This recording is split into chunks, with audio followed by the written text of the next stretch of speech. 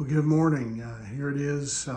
It's Tuesday morning, and today is March the 25th. And I hope you had a great Monday. I hope that you were able to get your week, get this week started in the right way, and hopefully get off on the right foot. But even if you got off on the left foot, God can still. I'm sure He still, gave you a good day, and hopefully you were able to get accomplished what you needed to. And anyway, now God has blessed us with the breath to breathe here on this Tuesday morning, and I certainly hope and pray that this morning finds you feeling well. Hope it finds you, well rested, and hopefully you're ready to, venture out and tackle the opportunities that God has blessed us with here on this Tuesday morning. This morning, I'd like to share a devotional with you entitled, Nowhere to Take Your Fears. Psalm chapter 27, verse 1, it says this, "The Lord is my light and my salvation, so why should I be afraid? The Lord is my fortress, protecting me from danger, so why should I tremble?" David, a shepherd, a musician and a poet, when you think of, the qualifications necessary for those occupations, courage probably isn't, the first thing that comes to mind. Yet David, he showed remarkable courage. He killed a lion and a bear, when he was protecting his flock of sheep.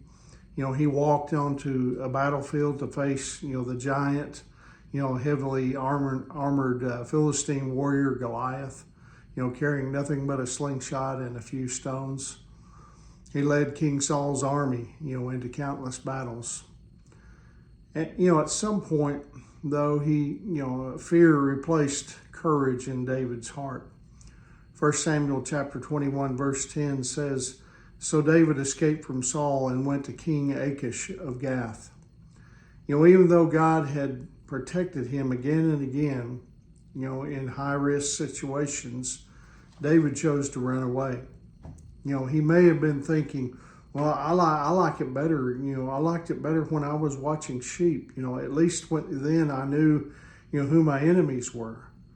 He may have felt as though he were in over his head, with the, political things and the rural scheming.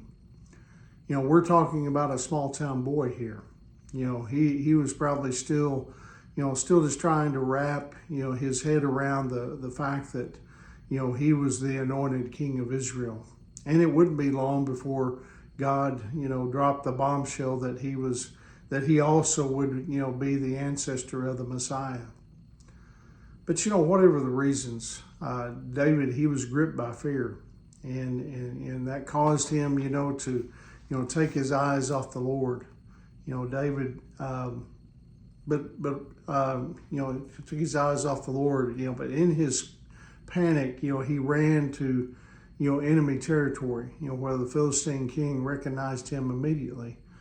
1 Samuel 21, verse 12 says, David heard these comments and was very afraid of what King Achish of Gath might do to him. David escaped from Gath, and he hid in a cave called Adullam. And that's where he wrote these words from Psalm chapter 142, first verses 1 through 4. Listen to what he wrote. "I cry out to the Lord. I plead for the Lord's mercy. I pour out my complaints before him and tell him all my troubles. When I am overwhelmed, you alone know the way I should turn. Wherever I go, my enemies have set traps for me. I look for someone to come and help me, but no one gives me a passing thought. No one will help me. No one cares a bit what happens to me." But then he shifts gears in verses 5 through 7. Listen to what he says.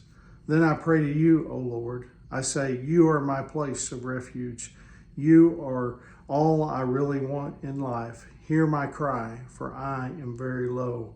Rescue me from my persecutors, for they are too strong for me. Bring me out of prison so I can thank you. The godly will crowd around me, for you are good to me."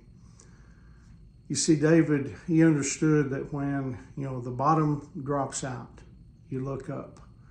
you put your focus on God and Him alone, and not on your problems. You give your fears to Him, and that's how to be a person after God's own heart. Now, maybe you're facing, what seems like an impossible situation right now in your own life. You may not be able to see a way out right now at this moment, but you see God can. Call on Him, and then stand still and see what He will do. You see, God sees the whole picture. When we can't. And so He's the one that we need to come to, and we need to just stand still and wait on Him to do what He can do for us. And so I hope that encourages you here today. I want to leave you with this question to reflect on today.